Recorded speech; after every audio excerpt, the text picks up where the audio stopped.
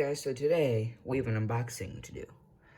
We got the scx24 1967 Chevrolet C10 gray.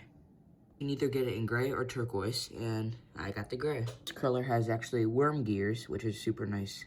It's ready to run, so it comes with the battery, charger, and the car, and the remote, and all the electronics inside. So let's get into it.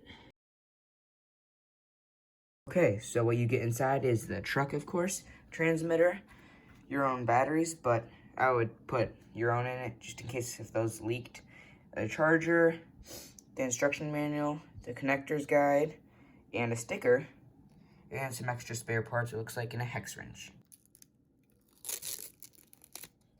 So you have the on and off switch, and you have low, medium, high gear, so you can go fast, or medium, or slow. And then you have your channel 3, channel 1, and you have your steering trim, of course. Here's the instruction manual, not too much in it, just different things, yeah. Back here is handy because it shows how you put some of the things together, which is nice, so it's really nice. And yeah. Okay, so here the truck is, that's the charger. Here's the truck, it's really nicely detailed.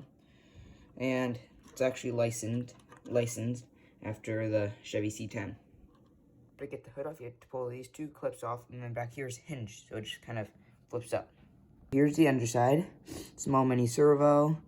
We have the ESC, the motor's back down in there, and then here's the battery, small, and then here's the hinge system. And then right here it says 1967 Chevrolet C10 used under licensed by Horizon Hobby. The servo is axial mounted, so it's okay. It doesn't look as realistic, but it still works. So I am going to charge the battery, and then we'll give it a test drive. Go. I'll be back in a second. Okay, so we are back, and the battery's in, and it's on. And here's the mini color track that I made.